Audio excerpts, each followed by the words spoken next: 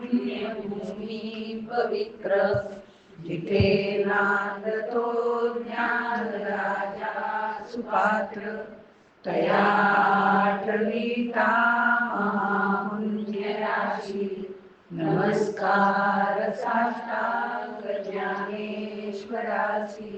ज्ञानेश्वर महाराज की जय. हरिमुखे म्हणा, हरिमुखे म्हणा, पुण्याची गणना कोण करी. ते तीर्थव्रत नेम भावे विण सिद्धी, भायाची उपाधी करीसे जना.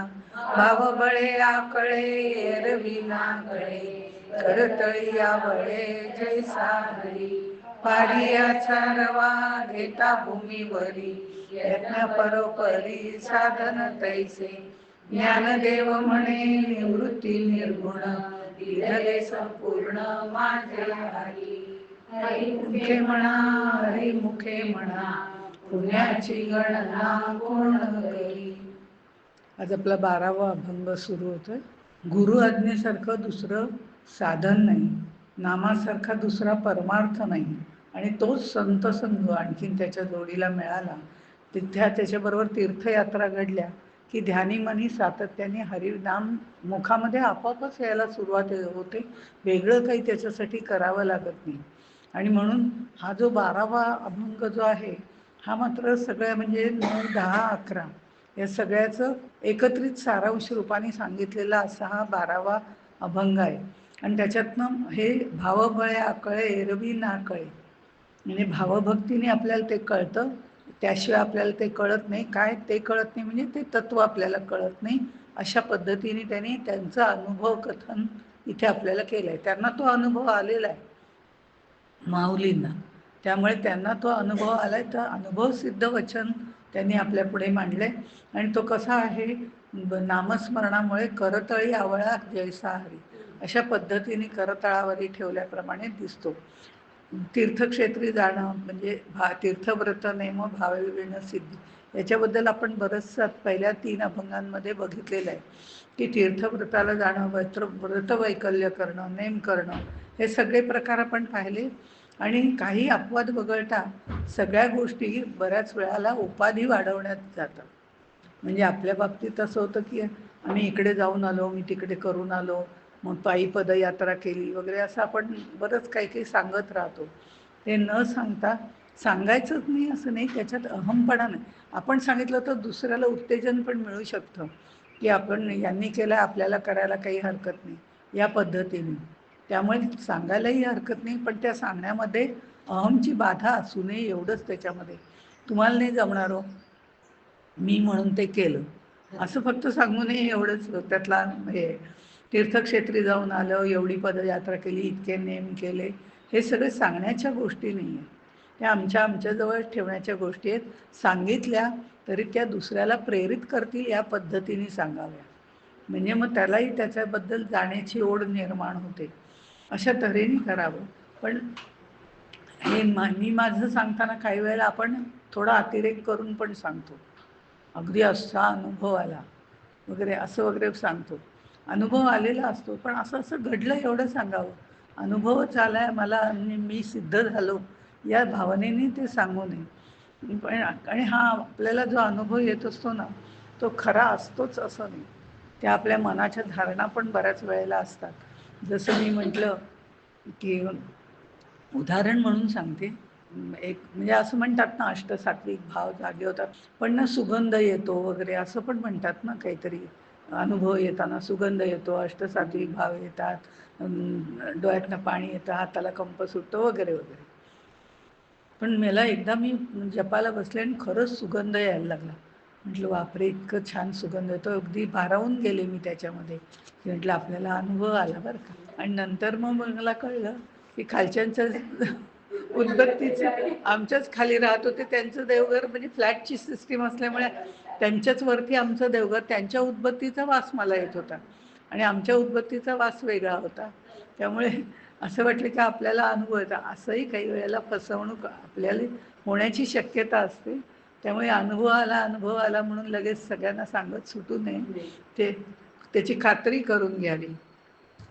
आणि दुसरी गोष्ट असं आहे, काही वेळेला आपण दिखाव्याकरता सुद्धा तीर्थयात्रेला जातो, पण आपण देवाला नाही फसवू शकत.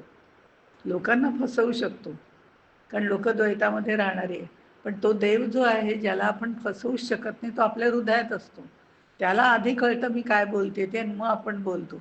त्यामुळे आपण खरं बोलतोय का खोटं बोलतोय हे त्याला बरोबर कळत असतं. आणि आपण दिखावा करतोय का आपण मनापासून सांगतोय हेही त्याला कळत असतं, कारण तो आपल्या मनामध्ये हृदयामध्ये राहत असतो. म्हणून पूर्ण श्रद्धेने चित्तशुद्धी करून आसक्ती विरहित यातून बाहेर पडून मग तीर्थयात्रा केल्या तर नक्की त्या फलदायक आहे. आपल्याला हे वारंवार आत्तापर्यंतच्या अभंगांमधनं सांगितलं, आणि हा सारांशाचा अभंग आहे. त्यामुळे मनी नाही भाव देवा मला पाव, असं काही उपयोग नाही. जोपर्यंत श्रद्धा आहे, मी आहे ही श्रद्धा आहे, आणि माझ्यामध्ये तो आहे आणि तो करता आहे ही जोपर्यंत श्रद्धा आहे, ती आपल्याला ह्या सगळ्यात भाव वाढवायला मदत करत असते. त्यामुळे हा भाव वाढणं, आपल्या मनातील भाव भक्ती वाढणं हे महत्त्वाचं आहे. जसं आपण देवाच्या इथे गेलो, म्हणजे आळंदीला गेलो, तर सगळ्यांना स्पंदनं जाणवतात असं नाही. ज्यांचा तिथे भाव असतो, वारकरी विशेषतः जे पूर्ण नतमस्तक होतात, नतमस्तक होतात म्हणजे ही 5 ज्ञानेंद्रिय जी आहे ती सगळी झुकवतात. 5 ज्ञानेंद्रिय आपला अहंकार वाढवत असतात. मी पाहिलं, मी ऐकलं ना, नुसते एक एक वाक्य ऐकली तरी आपल्या लक्षात येते की आपला अहंकार किती वाढवतात. मी पाहिलं, मी ऐकलं आणि मी सांगितलं म्हणून झालं, आणि माझ्याशिवाय हे मला कळतं नाही, नुसतं डोळ्यांनी कळतं काय होतंय ते, नुसत्या अनुभवाने कळतं. म्हणजे इतका अहंकार आहे. हा जो सगळा आपली ही 5 ज्ञानेंद्रिय वाढवत असतात, ती 5 ज्ञानेंद्रिय नेहमी झुकवणं, त्याच्या पायावरती डोकं ठेवून ती 5ही ज्ञानेंद्रिय त्याला समर्पण करणं, हे खरं म्हणजे आत्मसमर्पण करणं आहे. कारण 5 ज्ञानेंद्रिय जी बाहेर पळत असतात त्यांना ओढून आत आणायचं. ती 5 ज्ञानेंद्रिय पूर्णपणे त्याच्यापुढे नतमस्तक, आणि ते मस्तक त्याच्यापुढे झुकवायचं. ह्याच्यात संपूर्ण अहमपणा नष्ट होऊन जातो. आणि मग भावभक्तीने केलेलं हे चित्त एकाग्र करून अनन्य भावाने अंतःकरणात साठवलेलं नाम जेव्हा आपल्या शरीरामध्ये मूर्तं, हे संपूर्ण समर्पण केलं जातं 5 ज्ञानेंद्रियांचं. आणि 5 ज्ञानेंद्रिय आपल्या इकडे बरोबर चेहऱ्यावरती आहे, आणि हा चेहरा आपला मानेवरती आहे. म्हणून आम्हाला प्रत्येक वेळेला मान लागतो. आहे मान जी आहे ती झुकवणं फार अवघड असतं, कारण प्रत्येक ठिकाणी विचारलंच नाही हो कोणी मी गेले, पण कशाला विचारायला पाहिजे, तू गेली होती ना, तुझं तू बघ ना. प्रत्येक वेळेला सगळ्या गोष्टीत आपल्याला मान लागतो. म्हणून ही 5 ज्ञानेंद्रिय मानेवरती ठेवलेली आहे. ती मान झुकवणं महत्त्वाचं आहे. हे नाम जेव्हा परावाणीपर्यंत मुरतं, तेव्हा नाम आणि नामी एकरूप होऊन जातात, आणि परेहून परता जो आहे, परावाणी म्हणजे बेंबीच्या इथली वाणी, तिथपर्यंत ते नाम हळूहळू 4 वाणींकडनं अंतर्मुख साधना करत उलटा प्रवाह म्हणजे बहिर्मुख साधना आपण करतच असतो, पण अंतर्मुख साधना करून ज्या वेळेला परावाणीच्या पलीकडे तो जातो, त्यावेळेला त्याचं दर्शन होतं, त्याची अनुभूती यायला सुरुवात होते परावाणीपर्यंत नाम मुरल्यानंतर. आणि मग असं आपल्याला नेहमी ऐकायला येतं की नाम आणि नामी हे एकरूप होऊन जातात. नाम आणि नामी एकरूप होऊन जातात. आपण सहजपणे म्हणून जातो नाम हे सूक्ष्म आहे, नामी हा स्थूल आहे. बरं का, नाम हे सूक्ष्म आहे आणि नामी हा स्थूल आहे. नामी म्हणजे ज्याचं नाम घेतो तो, आणि नाम म्हणजे ज्याचं नाम घ्यायचं, ज्याचा ह्याने आपण त्याला पुकारतो, आवाज देतो, त्याच्याबद्दलचा दृढ श्रद्धा व्यक्त करतो, त्याला नाम म्हणतात. तर निर्मितीच्या क्रमामध्ये सुद्धा आपण बघितलं तर नामाची आधी निर्मिती होते, नाम आधी, आणि मग ती वस्तू किंवा नामी हे नंतर तयार होतं. म्हणजे पूर्वीच्या काळचं उदाहरण द्यायचं झालं तर ऋषीमुनी सगळे एकत्र बसायचे, त्यांच्या आवाजाला, त्यांच्या स्वराला, त्यांच्या ओंकाराला एक महत्त्व प्राप्त झालेलं होतं, कारण तेवढी त्यांची साधना होती. ती करत असताना ते ऋषीमुनी सगळे बसायचे, आणि मग निर्मिती करायची झाली तर काय निर्मिती, आता भू म्हणजे जमीन किंवा हे चराचर निर्माण करण्याच्या दृष्टिकोनातनं 14 लोक निर्माण करायचे, तर ते त्याप्रमाणे नावं घ्यायचे. आणि भू भू असं म्हणता म्हणता भू तयार झालं, भुवा तयार झालं, स्वाहा महा असे सगळे लोक तयार झाले. हे 14 लोक ऋषींनी त्यांच्या स्वरातनं म्हणजे ओंकारातनं निर्माण केले. आपण जे म्हणतो ते या पद्धतीने निर्माण केलं. म्हणजे आधी त्यांनी नाम दिलं आणि नाम दिल्यानंतर मग नामी तयार झाला. की आपण ते जाऊ दे, हे फार याच्यातलं उपनिषदातलं वगैरे वाटत. आपण सोनाराकडे जातो, सोनाराला सोनं देतो आणि त्याला काय म्हणतो, त्याला सोनं दिलं तर नुसतं सोनं देऊन काय उपयोग आहे. तो म्हणे काय करायचं काय याचं. अहो बांगड्या करायचे. अच्छा मग सांगा ना तसं. बांगडी हे नाम आधी देतो आणि मग ती बांगडी साकार होते आणि मग तो आपल्याला बांगडी तयार करून देतो.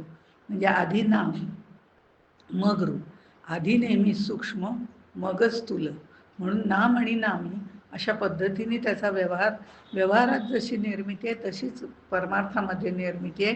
आधी आम्ही ती जी नाम निर्माण करतो, कृष्ण कृष्ण कृष्ण म्हटल्यानंतर आमच्या डोळ्यासमोर कृष्ण निर्माण होतो, जो त्रिभंग आहे, डोक्यावर मोरपीस आहे, किंवा राम राम म्हटलं तर रामाची मूर्ती आमच्या डोळ्यासमोर येते. आधी नाम आणि मग नामी अशी खरी निर्मिती आहे. आपण सुद्धा लहान बाळ तयार झाल्यानंतर त्याला नाम देतो, पण नाव मुलगा झाला तर हे ठेवून, मुलगी झाली तर हे ठेवू, असे मनामधले विचार आधीच सुरुवात झालेली असते. हे नामाची सुरुवात आधी होते, मग नामी निर्माण होतो. त्या वस्तूची निर्मिती नंतर होते. म्हणून नाम आधी सूक्ष्म आहे आणि नामी स्थूल आहे. आणि आपल्याला सूक्ष्माकडून स्थूलाकडे जायचं नसतं, आपल्याला स्थूलाकडून सूक्ष्माकडे यायचं असतं. पण सुरुवातीला सगुण रूप आपल्याला ध्यानी धरावंच लागतं. म्हणून नाम घेताना त्याच्याबरोबर नामीचाही मूर्ती साकार आपल्या डोळ्यासमोर ठेवावी लागते आणि मग आपोआप नाम आणि नामी एकत्र होऊन जातात, एकरूप होतात. नाम आणि नामी एकरूप होतात म्हणजे नक्की काय होतं, असं पुन्हा एक प्रश्न पडतो. तर एक साधं उदाहरण देते म्हणजे लक्षात येईल. मला आता माझं नाव संध्या लहानपणापासून ठेवलेलं, म्हणजे आईने ठेवलेलं, वडिलांनी ठेवलेलं नाव ते संध्या. आता सगळेजण आयुष्यभर गेली 75 वर्ष संध्या या नावाने हाक मारतात. त्यामुळे मी म्हणजे संध्या हे पक्क, म्हणजे आधी नाम आलं संध्या. आधी मला काही कळत नव्हतं, पण संध्या म्हटल्यावरती सगळेजण माझ्याकडे बघायचे. म्हटल्यानंतर मला लहानपणी कळायला लागलं माझं नाव संध्या आहे. म्हणून मी सुरुवात केली, मी संध्या म्हटलं की मला बघाय. मी त्या नामाशी इतकी एकरूप झाले की मी म्हणजे संध्या, मी म्हणजे देहसारखं, मी म्हणजे माझ्या नामाला चिकटून बसले की मी म्हणजे संध्या.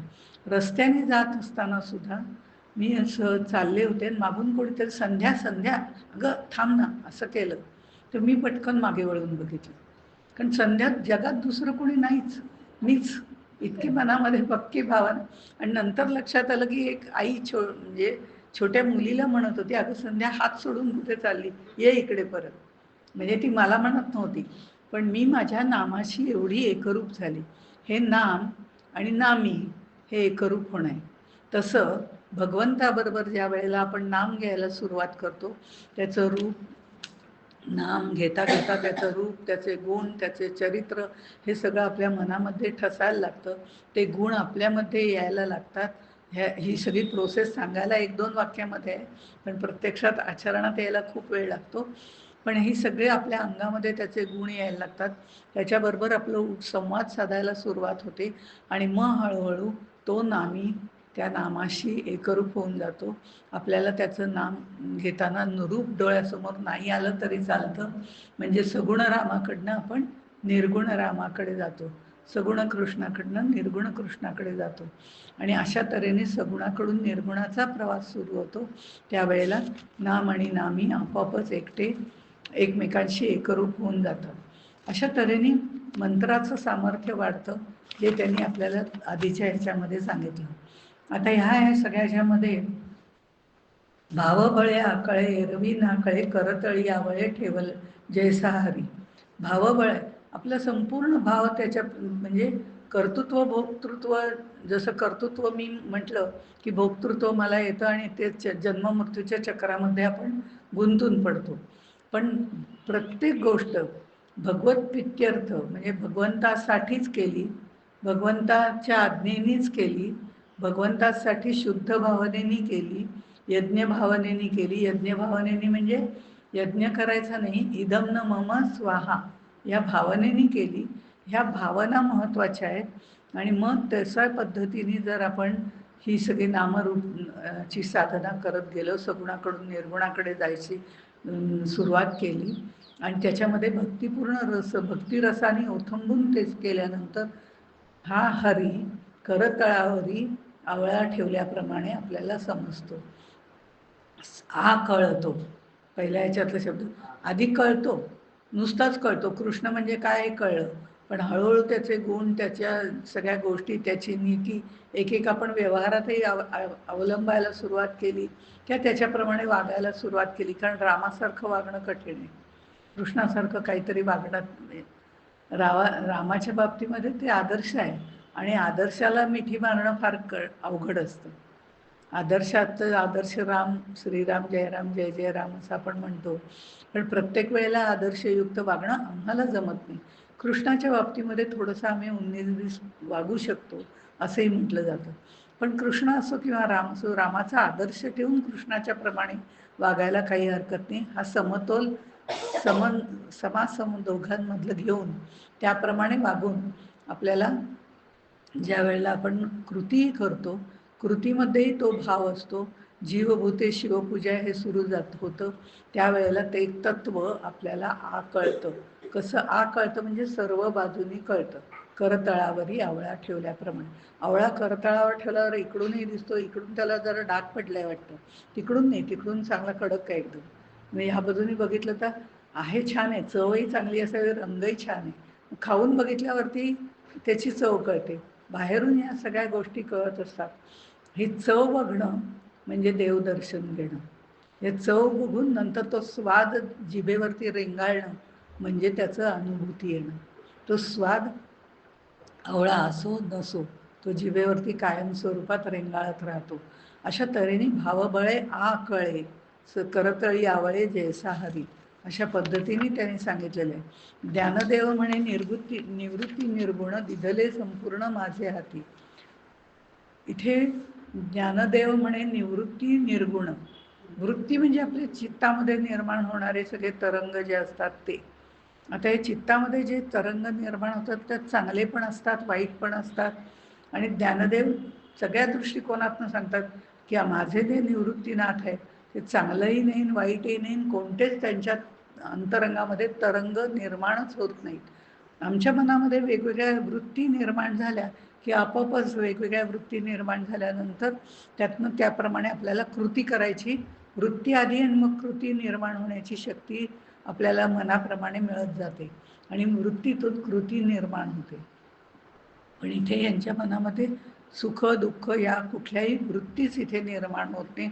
असे हे माझे ज्ञानदेव म्हणे निवृत्ती निर्गुण असे माझे सद्गुरू आहेत. निर्गुण शब्दाने परब्रह्माशी ऐक्य केलेले. म्हणजे हे निर्गुण शब्द जे आहेत, हा निर्गुण हा शब्द सुद्धा खरं म्हणजे गुण नसलेला असं दाखवणारा सापेक्ष आहे, रिलेटिव्ह टर्म आहे. सगुणाच्या विरुद्ध निर्गुण, म्हणून त्यांनी अगुण हा शब्द पण वापरला. त्याच्याबद्दलही आपण आधीच्या श्लोकामध्ये बघितलेलं आहे. पण निवृत्तीनाथ सगुण निर्गुणाच्याही पलीकडे असलेलं गुणातीत असलेलं परब्रह्म स्वरूप आहे. त्यामुळे त्यांनी त्या निवृत्ती शब्दाबरोबरच ऐक्य करून टाकलेलं आहे. त्यांच्यामध्ये आता वृत्तीच निर्माण होत नाही. निर्वृत्त ज्याला म्हटलं जातं ते निवृत्त झालेले आहेत ह्या सगळ्या गुणांपासून, निर्वृत्ती त्यांची झालेली आहे. असे हे सद्गुरू मला मिळालेले आहेत. सद्गुरूंचं वर्णन करताना, निवृत्तीनाथांचं वर्णन करताना ज्ञानेश्वर माऊली वाहवत जाते, पण हरिपाठामध्ये त्यांनी थोडं आपल्याला बंदिस्त करून घेतलंय. त्यामुळे ते म्हणतात ज्ञानदेव म्हणे निवृत्ती निर्गुण दिधले संपूर्ण माझ्या हाती. आता हे दिधले संपूर्ण म्हणजे त्यांनी त्यांना अनुग्रह दिला. त्या अनुग्रह देताना सगळ्या गोष्टी दिल्या, गुरुपरंपरेने आलेल्या प्रत्येक गोष्टी दिल्या. म्हणजे सगुण निर्गुणाचं ज्ञान दिलं, तत्वाचं ज्ञान दिलं, हरिपाठाचं ज्ञान दिलं, अमृतानुभवाचं ज्ञान दिलं, नाम कसं घ्यावं हे सांगितलं, पूजा अंतर्मुख पूजा कशी करावी, मानसपूजा, जे जे परमार्थ साधनामध्ये लागतं ते संपूर्ण दिधले. हे संपूर्ण दिधले तर सांगितलं. सगुण निर्गुणाचं ज्ञान दिलं हे शिवापासून ही परंपरा सुरू झालेली आहे. शिवापासून ही परंपरा आहे. नंतर मत्स्येंद्रनाथ, गोरखनाथ, गहनीनाथ, मग निवृत्तीनाथ, आणि मग ज्ञाननाथ. ज्ञाननाथच आहेत ना, कारण ते नवनाथांपैकी म्हणजे नवनाथ नव्हे, ते नाथ संप्रदायापैकी असल्यामुळे त्यांना ज्ञाननाथच म्हणत असत. मग नंतर भागवत धर्म वगैरे या नंतरच्या गोष्टी आहेत. मग ज्ञानदेव म्हणायला सुरुवात झाली. आधी ज्ञाननाथच म्हणत असत त्यांना सुद्धा, नाथपंथीय असल्यामुळे. हा नाथ परंपरेचा सगळा वारसा संपूर्ण दिधला, त्या पद्धतीनेही संपूर्ण म्हणजे परमार्थ मार्गाचं ज्ञान दिलं, ते संपूर्ण दिलं. नाथ परंपरेचं ज्ञान दिलं, शैवागम वगैरे जे काही म्हणतो आपण, काश्मीरी शैव तत्वज्ञान वगैरे, या सगळ्या गोष्टी परंपरेने आलेल्या त्या सगळ्या दिल्या, तेही संपूर्ण दिलं. आणि जे पूर्णात पूर्णमिदम असं जे संपूर्ण आहे त्या परब्रह्माची भेट घडवून दिली. म्हणजे अशा सगळ्या गोष्टी त्यांनी घेतल्या आणि जणू काही ये हृदयचे ते हृदय, जेवढं त्यांना येत होतं ते सगळं त्यांनी मला देऊन टाकलं संपूर्ण. आणि मी जे काही सांगतोय ते सगळं खरं म्हणजे त्यांचंच आहे. जे काही मी सांगतोय ते त्यांचंच आहे, कारण त्यांनीच मला दिलेलं. आपल्याला फार हे असतं की मी सांगते म्हणजे मी एवढं वाचलं, मी तेवढं केलं, अमकं केलं, असं नाही. ते म्हणतात जे सद्गुरूंनी आम्हाला दिलं ते आम्ही तुम्हाला सांगितलं. मी तो फक्त भारवाही.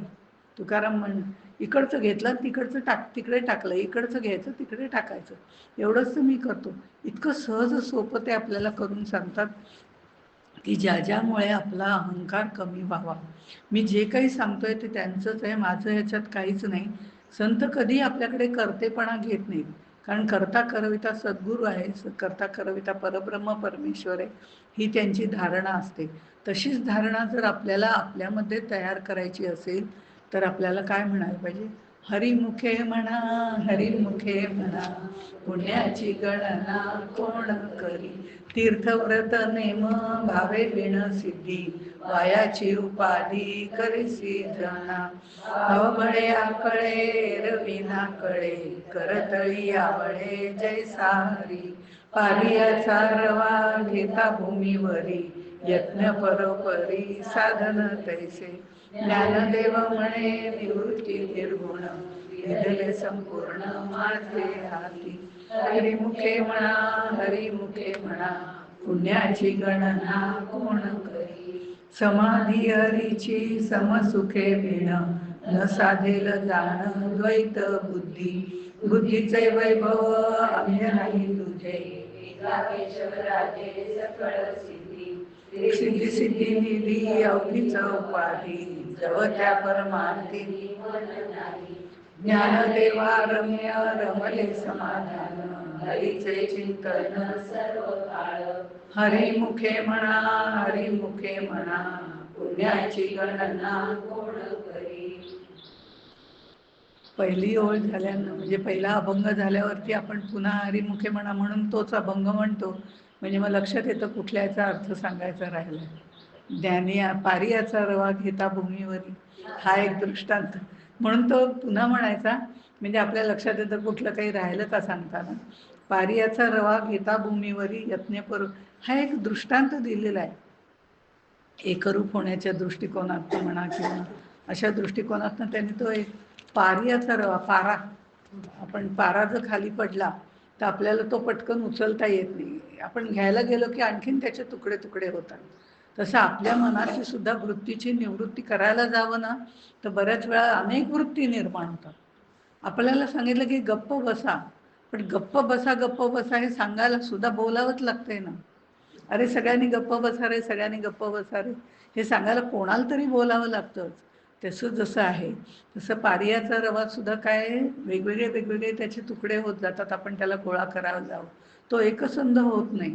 पारियाचा रवा घेता भूमीवरी, मनामध्ये जे भाव असतात त्या भावाला, भाव आणि श्रद्धा आणि वगैरे आपण ज्या गोष्टी बघितल्या त्या श्रद्धा ही मनावर असते आणि निष्ठा ही बुद्धीवर अवलंबून असते.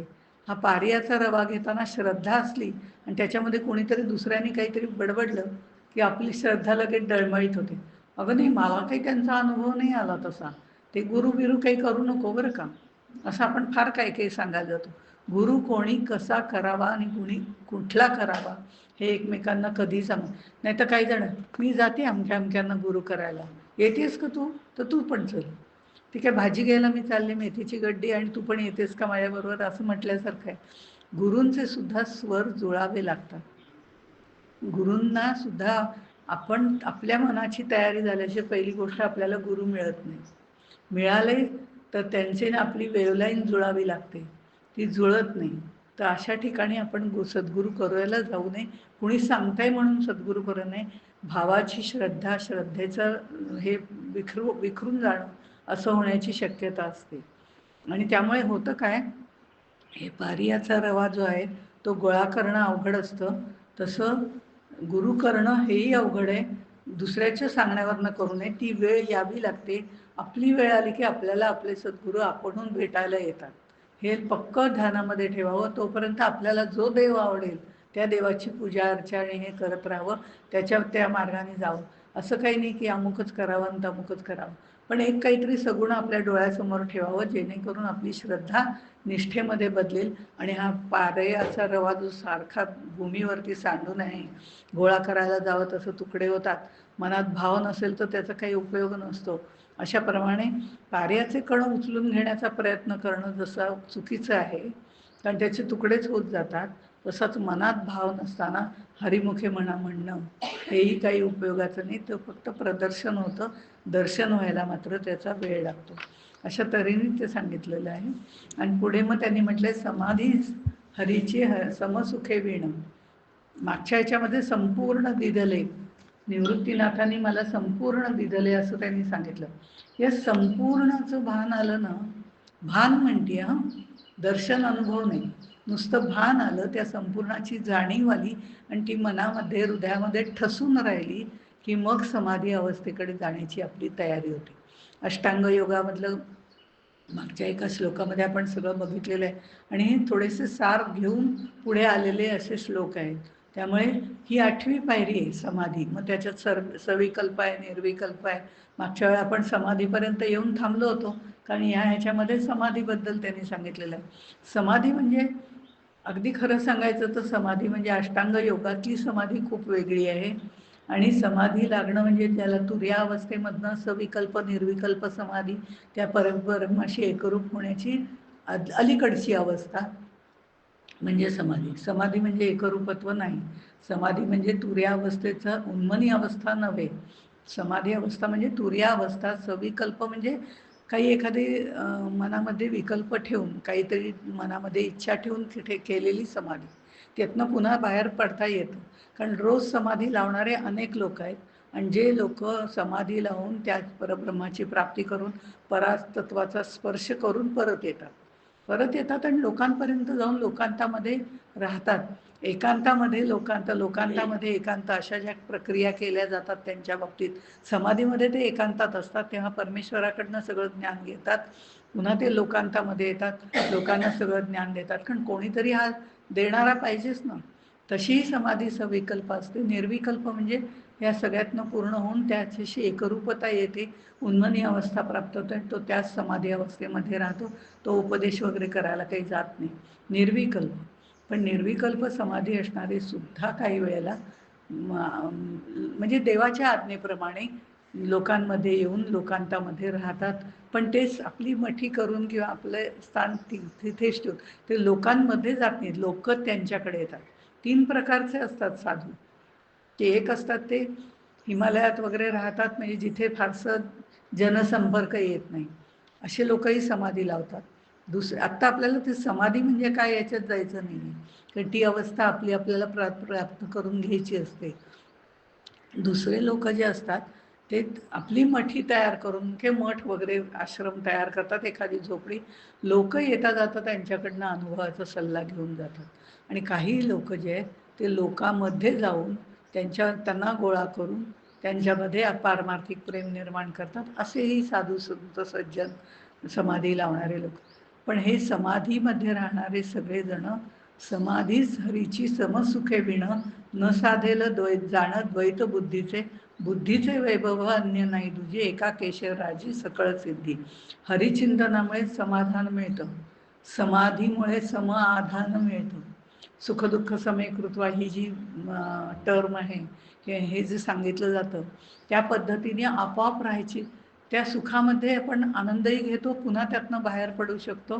दुःखामध्येही आपण दुःखाचं थोडंसं प्रदर्शन करून, दुःख सांगून त्यातूनही पटकन बाहेर पडू शकतो. सुखदुःख दोन्ही आपण समान मानण्याची, पण लोक जनतेमध्ये राहायचं असतं, समाजामध्ये राहायचं असतं.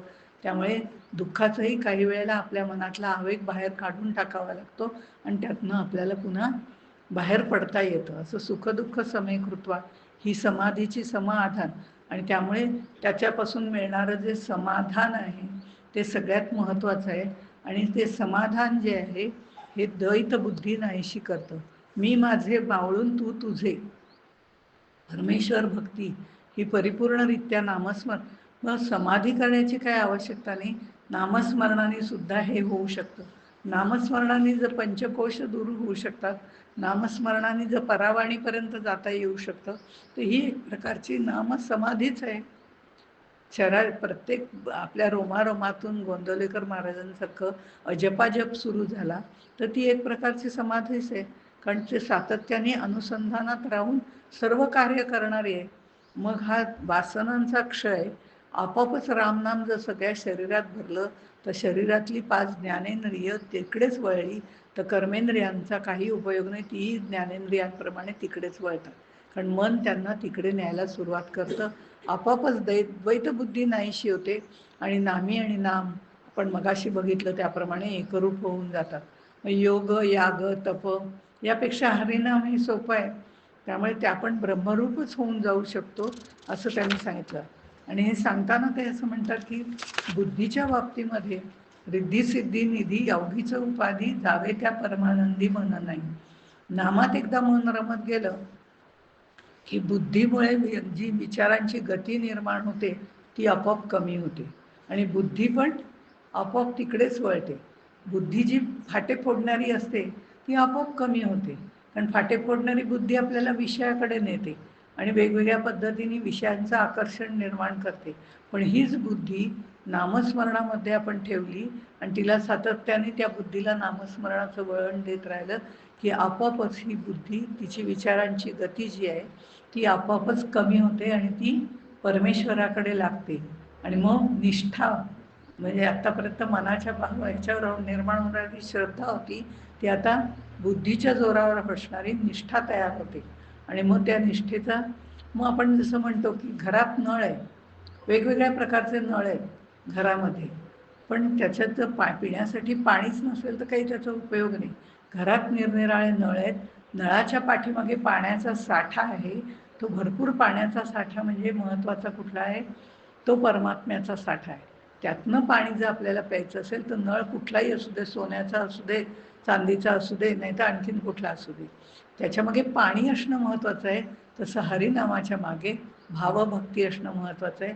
मग येणारं पाणी हे शुद्धच पाणी असणार आहे.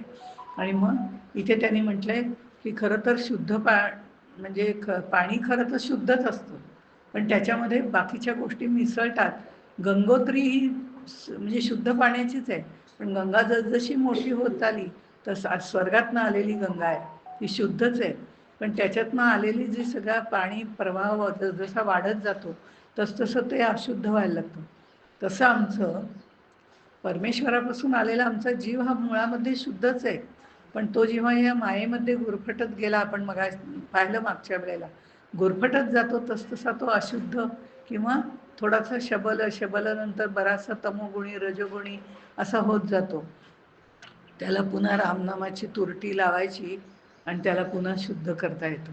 कारण पाणी आपण शुद्ध करू शकतो तुरटी लावून, त्याप्रमाणे रामनामाची तुरटी लावली की विषय वासनेचा अशुद्ध कण सगळे खाली बसून जातात आणि नामस्मरण रूपी तुरटीने सगळं पाणी शुद्ध होतं. तसं आपलं मन शुद्ध होतं, ज्याला आपण चित्तशुद्धी मिळते. आणि या चित्तशुद्धीमुळे रिद्धिसिद्धी प्राप्त होऊन पुन्हा त्याच्यात मन गुंतवण्याची टॅक्ट आहे ती भगवंताची, की तुमचं मन शुद्ध झाल्यावर आता तुम्ही माझ्याकडे येताय काय, थांबा बध्या अडसर टाकतो, म्हणून रिद्धी सिद्धी सगळ्या पसरून देतो, तुम्हाला काय पाहिजे ते द्यायला सुरुवात करतो आणि त्याच्यातच गुंतवतो. काही माणसं त्याच्यातच गुंतून पुन्हा त्यांची घसरण सुरुवात होते. तर रिद्धिसिद्धी जरूर असाव्यात.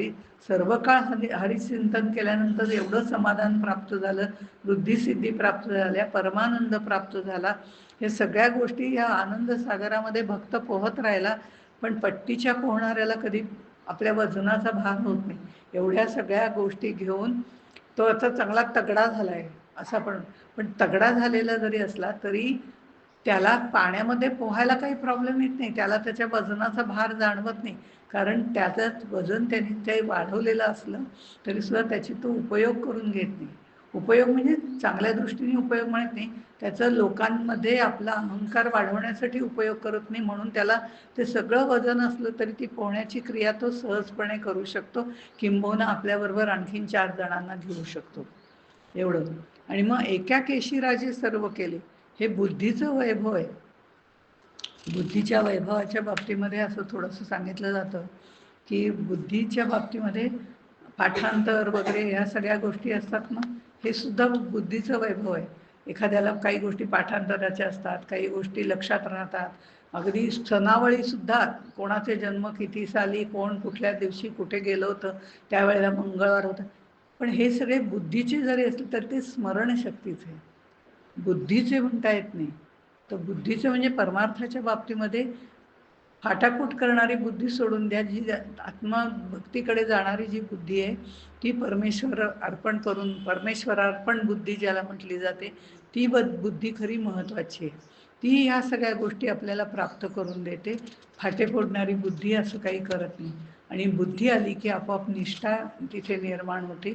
आणि बुद्धी हे खरं म्हणजे आपल्याला मिळालेला बोनस आहे. आहार निद्रा भयमैथुन हे एवढ्याच गोष्टी सर्व प्राण्यांना मिळालेल्या आहेत, पण बुद्धी हे आपल्याला मिळालेलं वरदान आहे. त्या बुद्धीचा वापर आपल्याला जीवशिव ऐक्यासाठीच करायचा आहे. बुद्धीच्यामुळे अनेक गोष्टींचं ज्ञान मिळतं, ऐहिक संपत्ती मिळते, पण पारमार्थिक संपत्ती जास्त मिळवण्याचा प्रयत्न करायचा आहे. कारण त्यामध्ये जे समाधान आहे ते ऐहिक संपत्तीमध्ये मिळत नाही. म्हणून पाहावे आपण असे आपण या नावज्ञान यासाठी म्हणजे आत्मज्ञान मिळवण्यासाठी या बुद्धीचा वापर करायचा आहे. पिंडी ते ब्रह्मांडी हा सारासार विचार, नित्यानित्य विवेक, या सगळ्या गोष्टी करता की जेणेकरून जीव शिव ऐक्याप्रमाणे नामनामी या ऐक्यापर्यंत आपल्याला जायचं आहे. मग बुद्धीचं वैभव हे द्वैतभावात कुठे राहतं? जिथं षड्दर्शन आहे, व्याकरण आहे, पाठांतर आहे, हे बुद्धीचं वैभव आहे. ते असं म्हटलं तरी ते स्मरणशक्तीचं वैभव आहे. पण जिथे हरिपाठ आहे, हरिपाठ म्हणजे नामस्मरण आहे, नाम नुसतं नाही, नामस्मरण आहे. हा फरकही आपण पाहिला होता. जिथे नाम आहे आणि नामाबरोबर त्या पाठीमागे पूर्णपणे भावभक्तियुक्त ते नाम आहे, अशा ठिकाणी हे बुद्धीचं वैभव म्हणजे व्यवसायात्मिका बुद्धी ज्याला गीतेमध्ये म्हटलं आहे, एका शब्दामध्ये त्याचं वर्णन केलं, ती घेतल्यानंतर त्या परमेश्वरापर्यंत जाऊन त्याच्याशी एकरूप होऊन समाधी सुखाचा आनंद उपभोगता येतो. समाधी म्हणजे आणखीन एक गोष्ट आपल्या व्यवहाराच्या दृष्टिकोनातून सांगते की समाधी म्हणजे काय, तर आमच्या मनात सतत विचारचक्र चालू असतं. आपण शांत बसलेलं असतो तेव्हा सुद्धा विचारचक्र चालूच असतं. पण ज्या वेळेला आपली निर्विचार अशी वृत्ती जेव्हा निर्माण होते क्षणभर, त्यावेळेला आपण ती समाधीच असते आपली. क्षणाक्षणाने ही समाधी क्षणक्षण देवाची द्वारी उभा क्षणभरी, ही क्षणाक्षणाने समाधीचा हा समय वाढवत गेलं की आपोआपच निर्विचार होण्याची वृत्ती निर्माण होते. आता तुम्ही म्हणाल मनामध्ये तर कायम विचार राहतात, कोणी शेजारी असो नसो, आपण एकटा असलं तरी मनामध्ये एवढी चक्र चालू असतात, तिथे निर्विचार होणं शक्यच नाही. पण नामजप आपण ज्या वेळेला करतो त्यावेळेला आपण जर बारीक आपल्याचकडे लक्ष ठेवलं तर आपल्या लक्षात येईल. आपण उदाहरण घेतलं, श्रीराम जय राम जय जय राम, श्रीराम, थांबते मी एक क्षण, पापणी लवत, श्रीराम जय राम जय जय राम, या 2-3 याच्यामध्ये जे क्षणभर, निमिष मात्र, क्षणभर पण येत नाही, ते अर्धपळ पण नाही, निमिष क्षण आपल्याला माहिती आहे. पण एक क्षणभर आपण जे थांबतो तिथे आपण कुठलाही विचार करत नाही. हे श्रीराम आणि जयराम मधला वेळ वाढवत नेला तर निर्विचार होण्याची वृत्ती आपोआप वाढते. माळा कमी होतात हे मान्य. आज 108 माळा केलाय, कुणाला सांगायचं नाही, एकच माळ होते, अशा ह्याच्यात काही हरकत नाही ना, तशी करा.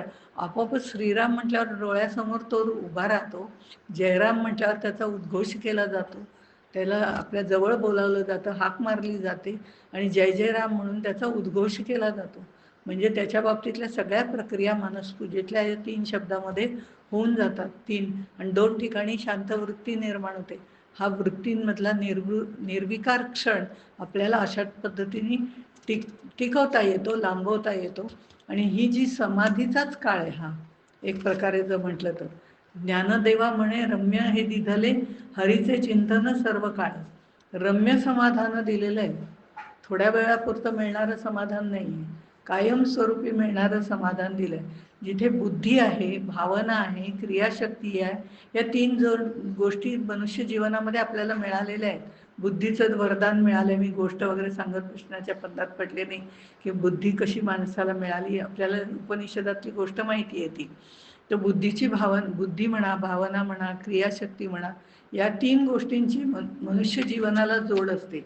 पण आम्ही ते आमच्या मीसाठी वापरतो. त्याच्याऐवजी नामासाठी, हवे नकोपणासाठी न वापरता दुसऱ्याला काय हवं नकोय, मला काय हवं नको, किंवा त्याच्याबरोबर मी काय आनंद घेऊ शकतो, अशा विचाराने जर आपण ते वापरत गेलो, बुद्धी, भावना आणि क्रियाशक्ती, तर आचार, विचार आणि उच्चार ही शुद्धी आपोआपच होते.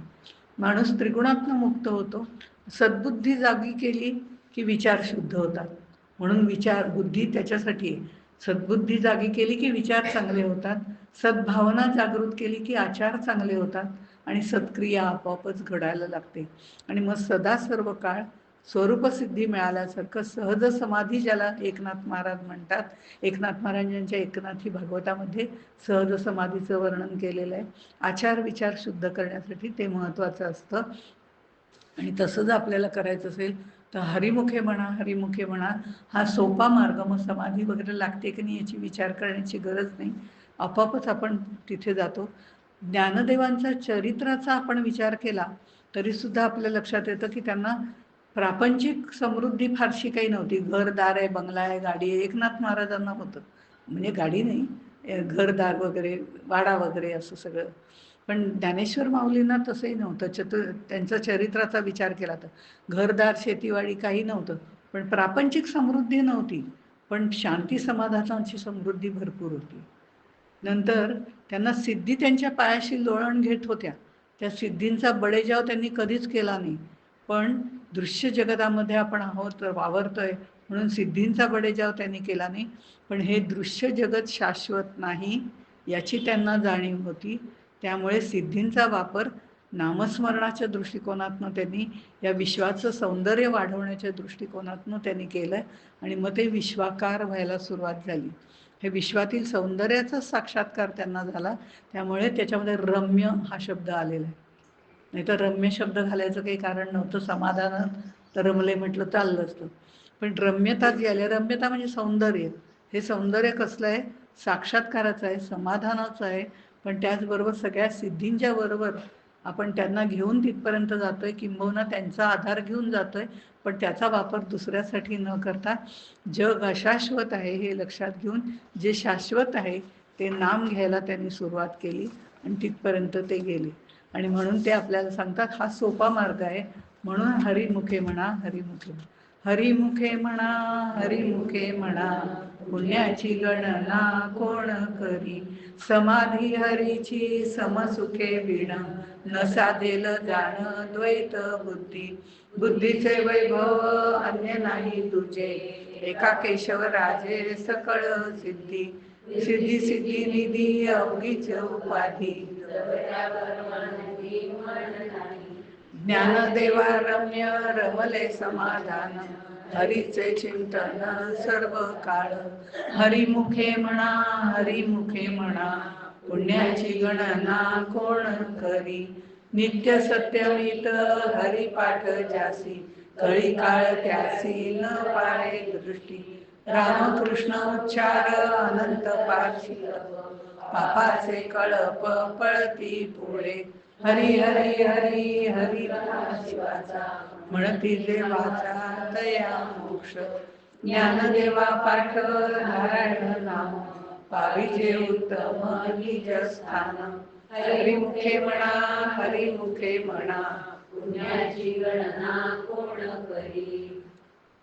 नित्य सत्यम इथं हरिपाठ ज्यासी, आत्तापर्यंत नामस्मरणाचे अनेक फायदे त्यांनी सांगितले, सामर्थ्य सांगितलं आणि आत्तापर्यंत एक महत्त्वाची गोष्ट सांगितली म्हणजे काळाची सत्ता सर्व विश्वावरती असते हे पण सांगितलं. या कराल कायमच्या दाढेमधून जे वर्णन गीतेमध्ये केलेलं आहे विश्वदर्शनाच्या वेळेला, त्यावेळेला सर्व सृष्टी या कराल दाढेमध्ये सापडलेली आहे. त्यांना कळी काळाचं भान जे म्हणतात ते नाम घेतात. कळी काळाचं भान असं म्हणजे ते सगळे घाबरतात त्या दाढेमध्ये जायला, गेलं म्हणजे सगळं सत्यानाश, कारण ते द्वैतामध्ये जन्म घेतलेले आहे. पण ज्यांना अद्वैताचं समाधान मिळालंय, समाधीचं सुख मिळालंय, असे जे लोक आहेत हरिनामाच्या ह्याच्यावरती तिथपर्यंत जाता येतं, ते या कळी काळाला घाबरतच नाही असं त्यांनी सांगितलं. सर्वजण घाबरतात पण जे अखंड निष्ठेने नामस्मरण करतात, अमित म्हणजे भरपूर नाम घेतात, असंख्य, अमित, मित म्हणजे मर्यादित, अमित, हा त्याला लागलेला प्रत्यय आहे. पण ह्याच्याबद्दल आपण बोललेलो आहोत, वेगवेगळ्या प्रकारे लागला जातो. असंख्य असंख्य नामस्मरण करतो, पण मी एवढं नामस्मरण केलं असं ज्याला अहंकार नसतो त्याला कळी काळाची कधीही बाधा होत नाही. आपण 14वा अभंगावरती आलोय, म्हणजे हरिपाठाच्या निम्म्यावरती आलोय. 28 अभंग आहेत, हरिपाठाच्या मध्यावर आलोय. प्रत्येक अभंगाचा महत्त्वाचा भाग म्हणजे अखंड नामस्मरण, हरिमुखे म्हणा हरिमुखे म्हणा, हे त्यांनी प्रत्येक वेळी आपल्याला सांगितलंय. आणि हे म्हणजे वेगवेगळे प्रकार आहेत वाङ्मयातले, विद्यार्थ म्हणा, आज्ञार्थ म्हणा, असे वेगवेगळे प्रकार असतात ना. एखादी मग गोष्ट कर बरं का असं जेव्हा सांगतो तेव्हा ती आज्ञा केली जाते. हरिमुखे म्हणा हरिमुखे म्हणा हे आज्ञार्थ त्यांनी सांगितलंय, पण काही ठिकाणी असं करावं तसं करावं असं विद्यार्थ पण सांगितलेलं. खरं बोलावं खोटं बोलू नये, म्हणजे आपल्याला काही त्याचं बंधन नसतं, आज्ञा नाही आहे. खरं बोलावं खोटं बोलावं, खोटं बोलू नये, चांगलं बोलावं, चांगलं कृत्य करावं, हेला विद्यार्थ म्हणतात. पण आज्ञार्थ म्हणजे हरिमुखे म्हणा या बाबतीमध्ये त्यांनी आज्ञाच केलेली, आणि त्या आज्ञा पाळणं आपलं काम आहे. कारण संत सांगतील त्या मार्गावरनं गमोपंथा अनंत या राघवाचं आपल्याला करायचं आहे. मग हे जे आहे नित्य सत्यम इथं, नित्य म्हणजे नेहमी, हरिमुखे म्हणा हे नित्य सत्यम इथं हरिपाठ जासे, हरिपाठ सातत्याने हरिमुखे म्हणा नित्य नेहमी. पण दुसरं अर्थ नित्य म्हणजे परब्रह्म, त्यामुळे त्याचा पाठ जो आहे नित्य म्हणजे प्रत्येक दिवशी त्या हरी परब्रह्माचं स्मरण करा प्रत्येक दिवशी. आणि मग कळी काळ त्यासी न पाहे दृष्टी, नामाने मोक्षप्राप्ती होते. तर नित्य जो आहे त्याचं प्रतिदिवशी म्हणजे सत्य, सत्यही आहे नित्यही आहे असं त्या परब्रह्माचं वर्णन केलेलं आहे. त्यामुळे त्याचं ज्या वेळेला आपण स्मरण म्हणजे सगुणाकडनं हळूहळू आता त्यांनी आपल्याला निर्गुणाकडे न्यायला सुरुवात केलेली आहे या अभंगापासून. आत्तापर्यंत रामकृष्ण ध्यानी रामकृष्ण मनी वगैरे सगळं सांगून झालं. आता मात्र ते म्हणतात की जो नित्य आहे, ज्याची प्राप्ती आपल्याला करून घ्यायची, जो सत्य आहे, म्हणून सत्य मित नित्य हरिपाठ जासे, असं पण त्याचा हे लावता येतो, अन्वय लावता येतो. तर त्याचं जे आहे तोच जो स्मरण करतो त्याला कळी आणि काळ दोघांचं कोणाचंच कलियुगामध्ये भय राहणार नाही. कारण असं जर बघितलं तर धर्मयुगामध्ये धर्म म्हणजे कृतायुगामध्ये आपण बघितलं तर 4 पायावरती धर्म उभा होता वगैरे असं सगळं भागवतामध्ये वर्णन आहे. हळूहळू हळूहळू हे सगळं कमी कमी होत आलंय, त्याचं वर्णन करण्याची काही गरज नाही. पण यथा सांगते कर्म तेही घडे ना, आता तेही कर्म घडत नाही. कारण कृतायुगामध्ये विष्णूचं ध्यान करावं असं सांगितलंय, पण आता तेवढी शांतताच मिळत नाही आम्हाला ध्यान करायला, एवढी गडबड असते. म्हटलं तर शांतता मिळवू शकतो, पण त्याच्यासाठी मनाची बैठक खूप तयार करावी लागते. न कृतायुगामध्ये विष्णूचं ध्यान करावं असं त्यांनी सांगितलंय, पण शांतता नसल्यामुळे आम्हाला ते जमत नाही. आम्हाला कारणं बरीच आहेत, करायचं म्हटलं तर ध्यान लावू शकतो, नाही असं नाही, पण आपल्याला कारण आहेत तर शांतता नसते हो, त्यामुळे ध्यान लावणं शक्य नाही. त्रेतायुगामध्ये यज्ञयाग करावा, पण आता तेवढं मनुष्यबळ कुठे आहे, तेवढे पैसे आता असायला हवे, तेवढी साधन सामग्री असायला हवी, तेवढे ब्राह्मण चांगले मिळायला हवे, की पाऊस पड म्हटला की पडला पाहिजे अशी आज्ञा देणारे ते ब्राह्मण असायला पाहिजे. ब्रह्मजानती असे जे ब्राह्मण आहेत ते ब्राह्मण मिळायला पाहिजे. आता तेही जरा अवघड होत चाललंय. म्हणजे आम्हाला काय करायचं नाही याची कारणं बरीच असतात, हे तितकंच खरं. द्वापार युगामध्ये विधीपूर्वक पूजा अर्चा करायला सांगितले, पण तेही कर्मकांड वाटतं. आम्ही भराभरा पूजा करून मोकळतो, पण ते काय झालं, आज ती पांढरी फुलं मिळाली नाही, शंकराची पूजा कशी करणार, अडून बसले. म्हणजे प्रत्येक ह्याला आम्हाला कारणं भरपूर आहेत. पण इथे कलियुगामध्ये त्यांनी सगळ्यात सोपं करून टाकलंय. कलियुगामध्ये नामस्मरण करायला सांगितलं. भागवतामधल्या स्कंदामध्ये भागवतातच सांगितलेलं आहे की कलियुगामध्ये नामस्मरणासारखं दोन्ही यासारखं दुसरं मिळणार. मग सत्यमित्य हरिपाठ सोपं आहे ना, तो करायला काही हरकत नाही. मग माऊलींनी हरी हे नाम दिलंय. कोणी राम येईल, कोणी तोगी तोची तो राम सर्वत्र पाहे, अशा पद्धतीने वागेल. पण ह्याचं स्मरण मित म्हणजे मोजकं मोजून करणं. मला एवढ्या माळा करायचे, ठराविक वेळी ठराविक जागेवर ठराविक ठिकाणी आसनावर बसून ती आपल्या जिभेला सवय लावली तर तो जप होतो. शक्यतो म्हणतात की ठराविक ठिकाणी ठराविक जागेवर ठराविक आसनावर बसून ते सगुण मूर्ती आधी डोळ्यासमोर ठेवावी, मग निर्गुणाकडचा प्रवास करावा, असं जपाच्या बाबतीमध्ये पण वेगवेगळ्या गोष्टी सांगितल्या जातात. आणि त्याचा अनुभव संत का सांगतात एकाच जागेवर बसून करा, त्या त्या वेळेला करा, ठराविक आपल्याला एक नियमितपणे करण्याची सवय पण लागते, हा भाग वेगळा. पण त्याच्यापेक्षा सुद्धा देवाला आपली सवय होते. आपल्याला देवाची सवय व्हायला वेळ लागतो, देवाला आपली सवय व्हायला त्याच्यापेक्षा वेळ लागतो. पण अनेक वर्ष आपण करत राहिलं तर देवाला आपली सवय लागते. क्षीरसागर महाराजांचं उदाहरण आपल्याला माहिती असेल. क्षीरसागर महाराज ज्या वेळेला नगरचे म्हणजे अहिल्यानगर, आता अहिल्यानगरचे जे आहेत ते 14 वर्षाचे असताना गाणगापूरला गेले होते. आणि तिथे त्यांनी सकाळ संध्याकाळ ते म्हणजे पूजा करायचे. पण संध्याकाळ झाली की संध्याकाळून नदीवरून आले की घरी पूजा करत बसायचे. त्रिकाळ पूजा ना, त्यामुळे तसं पूजा करायचे. एक दिवस काहीतरी झालं की त्यांना ती पूजा करायचं तर वाटेत कोणतरी भेटलं, मित्र भेटला असेल, जुनं कोणीतरी पुण्याचं अहिल्यानगरचं भेटलं असेल, गाणगापूरला गेले होते. अरे तू इकडे कसा, दोघांच्या गप्पा रंगल्या. घरी जाऊन बघताय तो देव उडत होते की अजून आम्हाला आंघोळ घातली नाही, अजून आम्हाला पूजा केली नाही, अजून जपाला हा आला नाही. मग ते उडत असताना त्यांनी बघितलं. मग तेव्हापासून त्यांनी कानाला खडा लावला की मी वेळ पाळीन, तुला त्रास होऊ देणार नाही. म्हणजे देवही आपल्या पूजेची वाट बघत असतात एखाद्या ठराविक वेळ. अर्थात आपल्या बाबतीत त्याला बराच वेळ आहे अजून, त्या इतकं काही घाबरत. पण जे संत सांगतात नियमितपणे करा, त्याचं जे ठराविक वेळेचं पण महत्त्व आहे. 7 वाजता इकडे यायचं म्हणजे आपल्याला सवय लागलेली आहे की नाही. आता रविवार असून सुद्धा बरेच जण आले. मी म्हटलं खरं म्हणजे त्या डोळ्यांना इतकी सवय झाली, रविवार आहे उद्या जरा आरामात उठला तरी चालणार आहे, अशी आम्ही त्याला सवय दिली. आज सुट्टी आहे पण त्या डोळ्यांना उघडून आपण इकडे आणले, ह्याच्यातच आपलं वेळेची नियमितता आली ना त्याच्यामध्ये. रामकृष्ण वाचा अनंत राशी पापांचे कळप पळती पुढे. इथे तप आपण जेव्हा जप तप वगैरे करतो त्यावेळेला वाचेनी, त्यावेळेला आपोआप म्हणजे हरिनाम हरिमुखे मनाबद्दल चाललंय म्हणून. तप याचे 2 अर्थ होतात. तपाच्या अनंत राशी, पदराशी, इथे जे दिले अनंत राशी म्हणजे अनेक प्रकारचे तप करताना म्हटलेले मुखानी स्तोत्र वगैरे या सगळ्या गोष्टी ज्या आहेत त्यांच्यामुळे सुद्धा अनेक प्रकार वाचशुद्धी होते.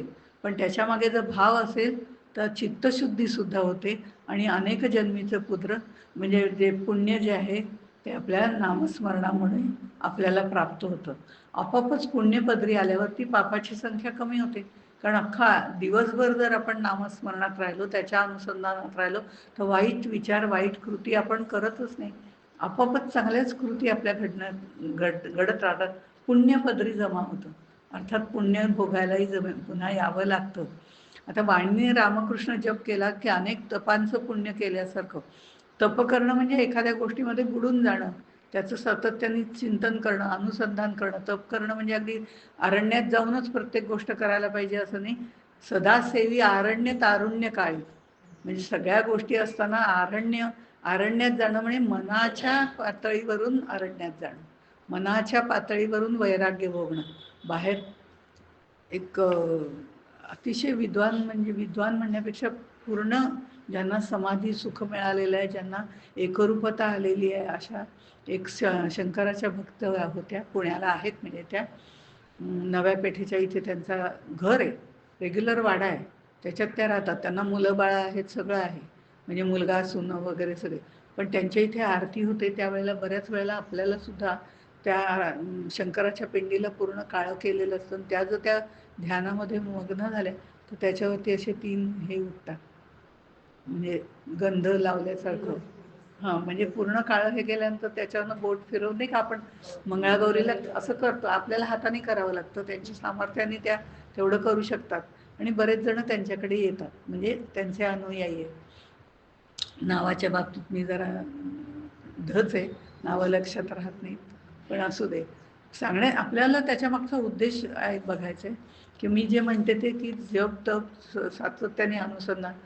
आणि एकदा मी म्हणजे तिकडे नाट्यगृहात गेले होते बालगंधर्वला, आणि बालगंधर्वला बघितलं.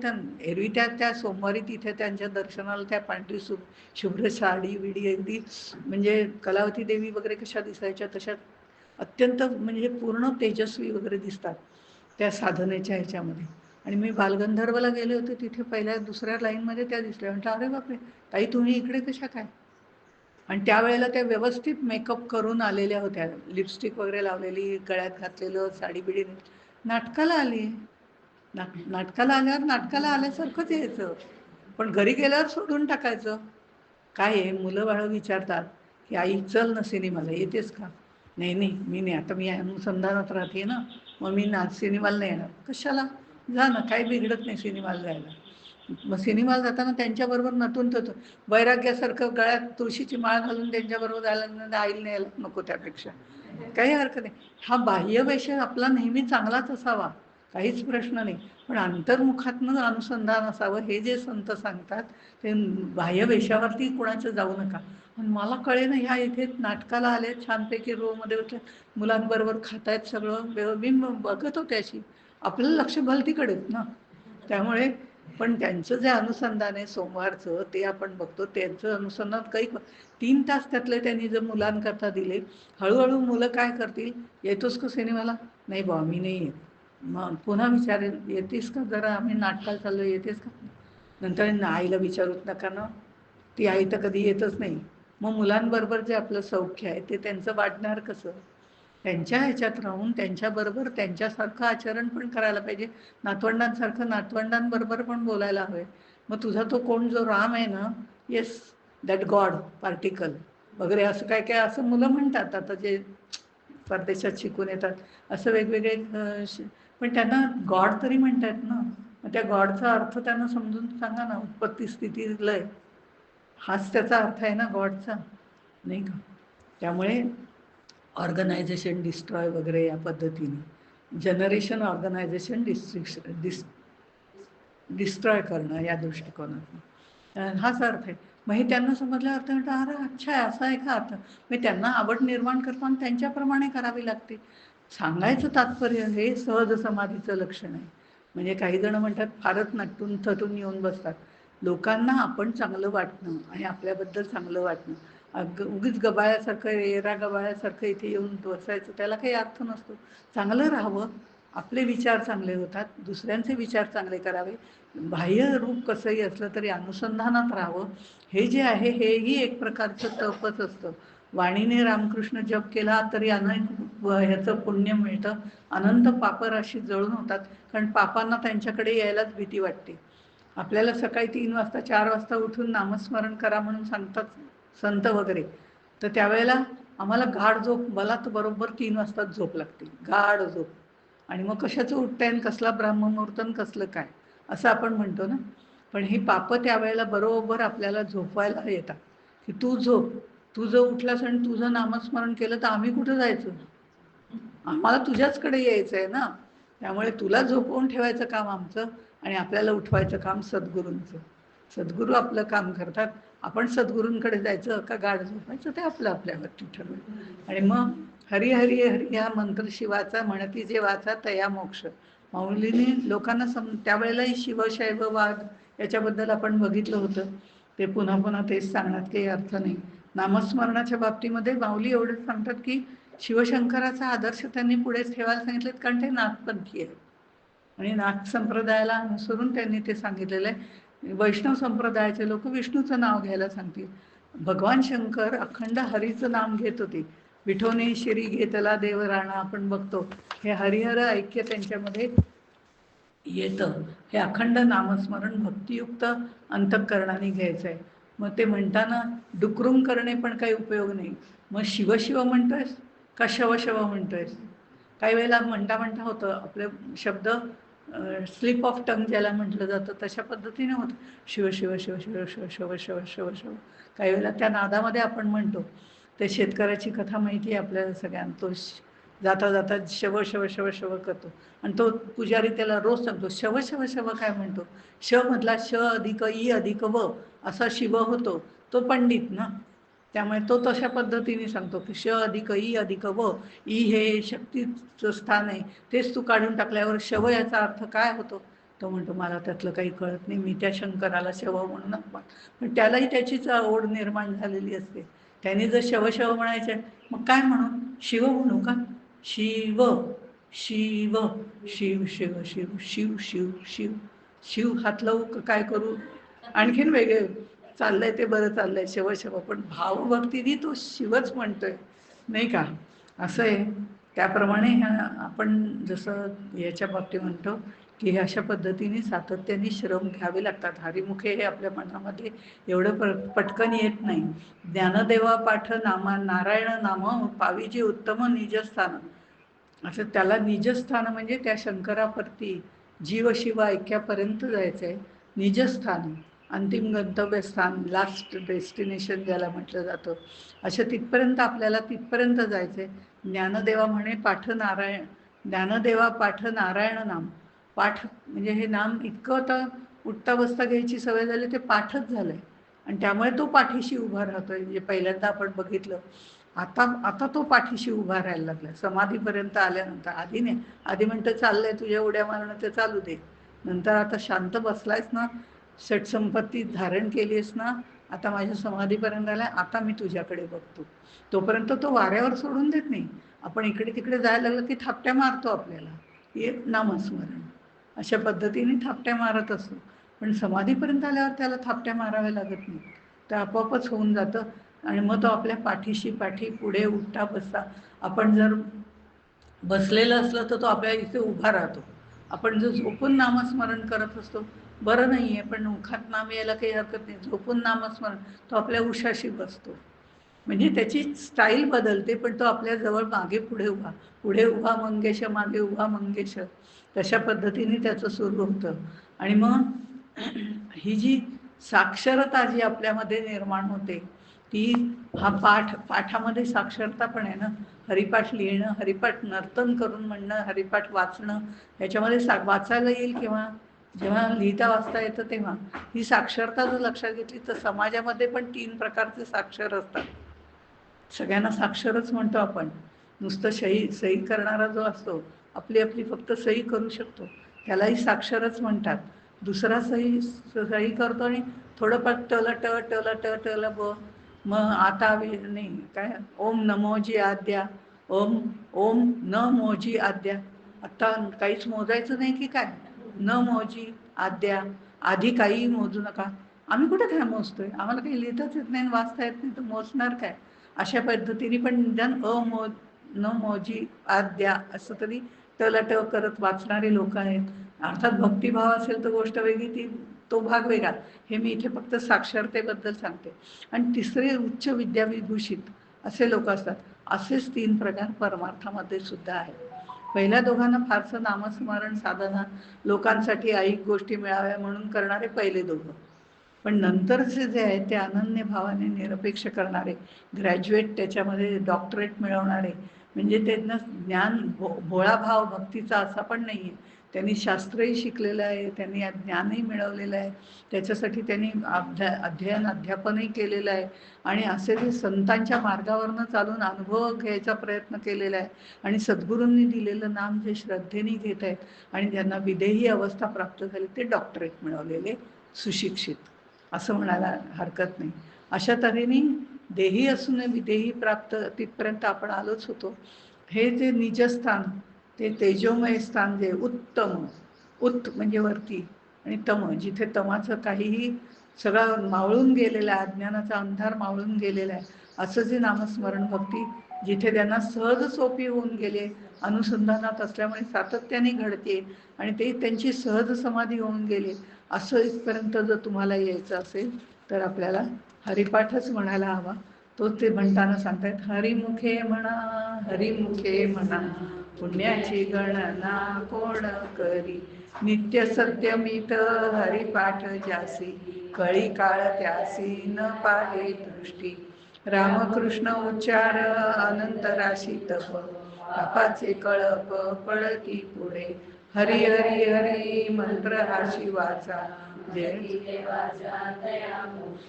ज्ञानदेवा पाठ नारायण नाम, पाविजे उत्तम निज स्थान, हरिमुखे म्हणा हे घेऊ, पुण्याची गणना कोण करी, एक नाम हरी द्वैत नाम दुरी, अद्वैत कुसरी विरळा जाणी, रासबुद्धी घेता समान श्रीहरी, शमदमा हरी हरी झाला, सर्वागटी राम देहा देही एक, सूर्यप्रकाशक सहस्र रश्मी, ज्ञानदेवा चित्ती हरिपाठ नेमा, मागेलिया जन्मा मुक्त झालो, हरिमुखे म्हणा हरिमुखे म्हणा, पुण्याची गणना कोण करी.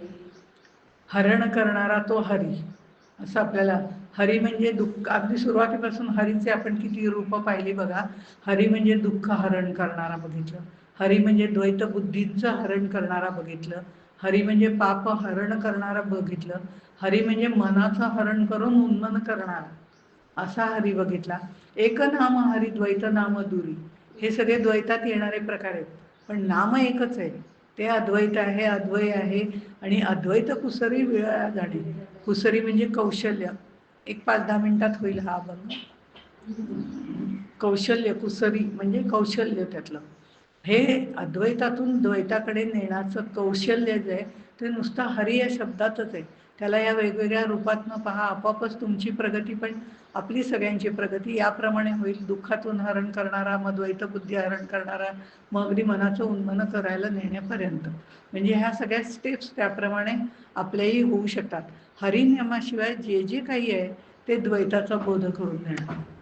नाम एकतत्व नाम, तत्वाच्या दृष्टिकोनातून म्हटलेलं आहे इथे. थोडं त्यांनी तत्वाचं सिद्धांत, मनाचं हरण करणारा, आपलं मनच राहिलं नाही की मनाचं उन्मन होतं किसा, पण आपलं मन त्याच्या चरणी अर्पण करणं हे महत्वाचं आहे. ते अर्पण करणं जे जोपर्यंत जमत, पण 5 ज्ञानेंद्रिय एक वेळ अर्पण करणं जमतं, पण मन अर्पण करणं जमत नाही, ते अवघड आहे. कारण ती शेवटची अवस्था आहे, तुर्यावस्थेची परिपूर्ण अवस्था आहे. त्यामुळे एक नाम हरी द्वैत नाम दुरी, द्वैत आपोआपच दूर पडायला लागतं. आणि अद्वैताची कुसरी म्हणजे कौशल्य काय आहे, द्वैताचा बोध करून देणारं. असं हे जरी वाटलं आपल्याला सुरुवातीला की दुःखाचं हरण करतोय, म्हणजे सुख दुःख द्वैत आलं, पण त्या द्वैतातनं बाहेर काढून हळूहळू एकतत्वापर्यंत आणून नाम आणि नामी हा अभेद असतो हे आपल्याला क्रमाक्रमाने सांगणारं असं हे अभेद अशा तत्वावरचं नाम. नाम हे अव्यक्त आहे, सूक्ष्म आहे, हा सूक्ष्मातला प्रवास आहे. स्थूलाकडनं हळूहळू आपल्याला सूक्ष्माकडे नेत आहेत. सगुण साकार ही मूर्ती आहे. नामी जो आहे तो सगुण साकार आहे, पण नाम हे निर्गुण निराकार आहे. जसं फुलांचं कापड, एक दुकानात गेलं, फुलांचं कापड एक बघितलं, छान कापड होतं, मला ते खूप आवडलं. बरोबर दुकानात जायचं म्हटलं, 2 मैत्रिणी पण बरोबर होत्या, त्या दोघींनाही आवडलं. प्रत्येकीने ते कापड बघितलं आणि म्हटलं छान आहे ना हे कापड तो सगळ्यांना आवडलं. एकीच्या मनात आलं, माझ्या मुलीला मी फ्रॉक शिवीन, हल्ली तो लॉंग फ्रॉक असतो ना, तो शिवीन, तो खूप छान दिसेल याचा फुलांना. दुसरी होती ती म्हणाली, माझं नातू आता म्हणजे नातवंड होणारच आहे आता कोणीतरी, त्याला दुपटं शिवीन. म्हणजे कापड एकच. मला वाटलं अमकं एखादं याचं काहीतरी आभ्रे करूया किंवा पडदे करूया. म्हणजे प्रत्येकाला कापड एकच, एकतत्व नाम. रूप वेगवेगळी प्रत्येकाच्या मनात आली. मग कोणाला राम वाटेल, कोणाला कृष्ण वाटेल, कोणाला गोविंद वाटेल, कोणाला काय. नामरूपात्मक दोन्ही गोष्टी सगुण आहेत, पण ते रूप एकदा नक्की ठरल्यावरती ते रूप आपल्या डोळ्यासमोर आणलं की प्रपंच आणि परमार्थामध्ये आपण दोन्ही एकच आहे. मगाशी बघितलं, आम्ही ते वेगवेगळं समजतो की बांगडी वेगळी आणि सोनं वेगळं, पण सोनं म्हणजेच बांगडी. पूर्वीच्या काळी जेव्हा बैठक, म्हणजे फार फार माझ्याही आधीच्या काळी जेव्हा बैठक होत असे, किती सोनं घालणार, काय काय, आता विचारतात काय काय घालणार तुम्ही, बांगड्या घालणार का, मग आम्ही पाटल्या घालतो असं विचारतील. पण पूर्वीचे किती सोनं घालणार हे म्हण. सोनं आहे त्याची नामरूप आहेत, बांगडी तोडे पाटल्या बांगड्या हे सगळं त्याची नामरूप आहेत. असे दृष्टांत माऊलींनी बरेचसे आपल्याला दिलेले आहेत. आमची दृष्टी शुद्ध नाही, आम्हाला त्यातलं सोनं दिसत नाही, आम्हाला त्यातले नामरूप दिसतात. आणि पण नामरूप हे आपल्याला अज्ञानाचं अविद्येचं पांघरून आपल्यावर घालतात आणि त्याच्या मोहामध्ये आपल्याला पाडत जातात. पण ज्या वेळेला त्या नामरूपाच्या मागचं निर्गुण तत्व आपल्याला कळायला लागतं, एकतत्व हरी, मग त्याला हरी म्हणा, राम म्हणा, कृष्ण, रामकृष्ण गोविंद, काहीही म्हणा, काही फरक पडत नाही. म्हणून ते म्हणताना पण रामकृष्ण हरी असंच भेट झाल्यावर आपण म्हणतो जय श्रीराम, कोणी म्हणतं रामकृष्ण हरी, कोणी म्हणतं राधे राधे, हिशोब एकच आहे त्याचा, एकतत्व नाम असं त्यांनी प्रपंच. म्हणून परमार्थामध्ये सुद्धा या गोष्टी महत्त्वाच्या आहेत. तशा प्रपंचामध्ये सुद्धा माझी 4 मुलं असतील तर मी एकाला राम म्हणतं तर सगळ्यांना राम म्हणून हाक मारून चालणार नाही. ज्याचं जे नाव आहे त्याप्रमाणेच हाक मारायला पाहिजे. आपली जशी बुद्धी आहे त्याप्रमाणे हाक मारत गेलं की शेवटी आपण एकतत्वापर्यंत पोहोचतो. म्हणून चोखोबांनी म्हणजे जसं परमार्थात मळा लावला, कांदा मुळा भाजी अवघी विठाई माझी, असं त्यांनी म्हटलं. आपल्याला प्रपंच आणि परमार्थ हे दोन्ही करायचे. त्या दोन्ही वेळेला आपण प्रपंच वेगळा मानतो आणि परमार्थ वेगळा. आता मी इकडे स्वाध्यायाला चालली, आता मी भजनाला चालली, असं परमार्थ वेगळा मानतो. पण प्रपंच आणि परमार्थ एकच आहे. कारण आपल्या संतांनी त्यांचा प्रपंच हाच परमार्थ बनवून टाकला. कांदा मुळा भाजी अवघी मिठाई माझी म्हणजे ते काम करत नव्हते का, शेतात काम करत होते. पण त्यांनी ती सुरुवात जी केली, मळा लावायचं काही त्यांनी सोडलं नाही. चोखोबांनी मळा लावायचं काही सोडलं नाही. तसंच सावता महाराज, मी काहीतरी चुकले असं नामाचा गोंधळ, पण नामापेक्षा अद्वैताकडे जाऊया, ते जास्त चांगलं. चोख पण म्हणजे आणखीन एक गोष्ट लक्षात येते की श्रोते आपल्यापेक्षा जास्त श्रेष्ठ असतात, ते आपल्याला बरोबर साथ देतात अशा वेळेला. त्यामुळे ते जास्त श्रेष्ठ. म्हणून श्रोते तुम्ही जगदीश मूर्ती असं म्हटलं जातं. इथे कर्तव्य भावाने आपलं आपलं काम करायचंच आहे, नाहीतर टाळ कुटायला चालले ही पदवी आपल्याला लागते. आपली कर्तव्य कर्म सर्व करायचीच आहेत. जे जे आपल्या वाट्याला येईल ते ते करायचे आहेत. ही सर्व कर्तव्य कर्म सर्व संतांनी आपापली केलेलीच आहेत. मग तो न्हावी असू दे, नाहीतर चोखा महार असू दे, किंवा सावता माळी असू दे, कोणी असू दे, प्रत्येकाने आपलं आपलं, नामदेव शिंपी असू दे, आता पानसेबाई सांगतीलच त्याच्याविषयी. त्यांनी कापड शिवता शिवता योग साधलेला आहे 2 गोष्टी जोडण्याचा. योगक्षेम तो पाहत होता, घरचे कुटुंबाचंही पाहत होता, शिंप्याचं कामही करत होता. नंतर ह्याच्या बाबतीत कांदा मुळा भाजी लावत होता, पण त्याच्यामध्ये पण त्याला विठाई दिसत होती. सावता माळ्याला डोक्यावरचे केस कापताना डोक्यामध्ये चांगले विचार भरण्याचं कामही सेनानावी करतच होता. म्हणजे समबुद्धी घेता समान श्रेयरी.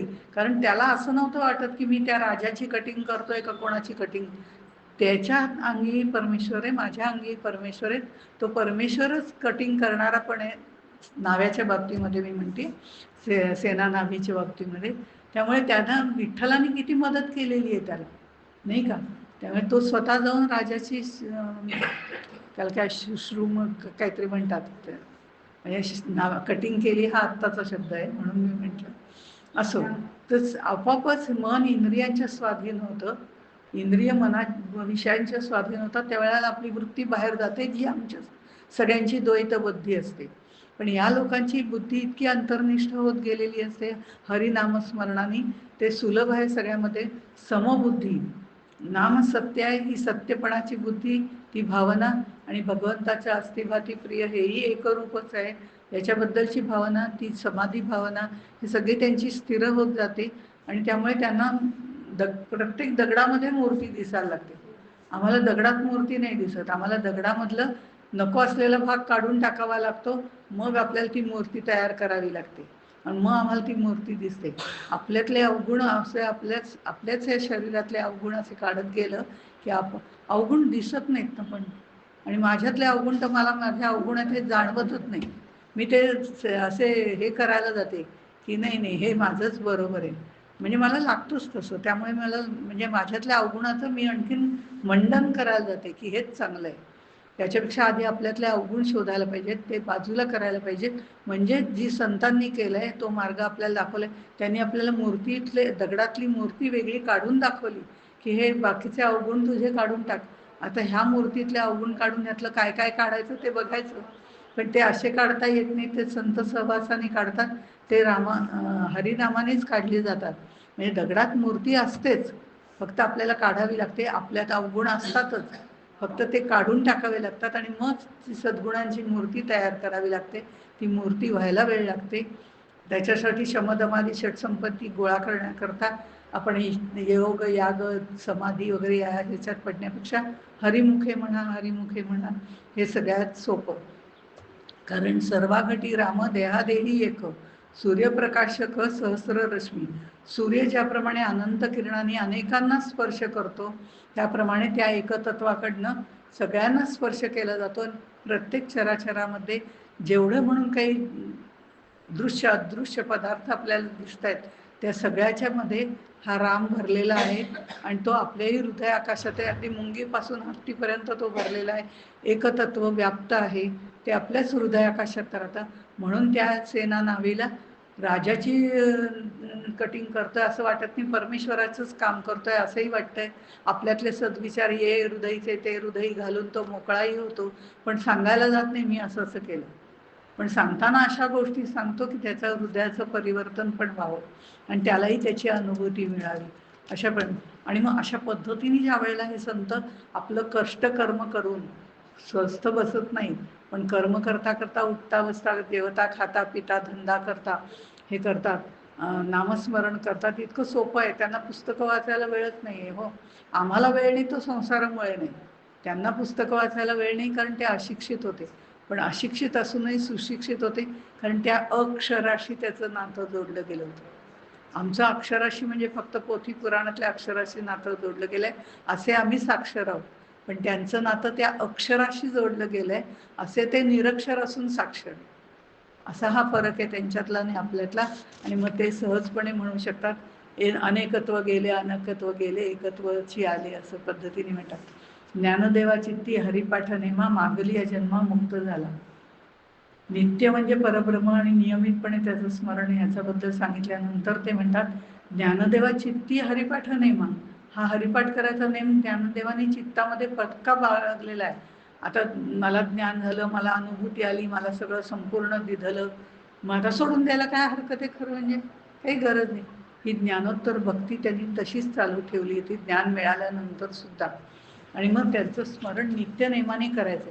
हल्ली आपण good morning, good night, good afternoon, काय हॅपी शनिवार, हॅपी चतुर्थी, असं किती गोष्टी करतो. पूर्वी करत होतो का हो? फोन करून कुणाला गुड मॉर्निंग केल्याचं मला तरी आठवत नाही. हल्ली हे फ्री ऑफ चार्ज सगळं मिळत असल्यामुळे त्याचीच आपण तिथे भराभरा टाकून देतो. आणि आपल्याला नाही जमलं तर फॉरवर्ड तर नक्कीच करतो. म्हणजे ये हृदयचे ते हृदय घालतो, ये हृदय काही येतच नाही. त्यामुळे इकडून तिकडे डायरेक्ट जातं ते फॉरवर्ड. आपण काय वाचलं नाही, आपण काय करायचं हे जर राहतं बाजूला. तसं ज्ञानदेवांचं नव्हतं. ज्ञानदेवांचं सगळं मिळून सुद्धा पुन्हा हरिपाठ चालूच होता.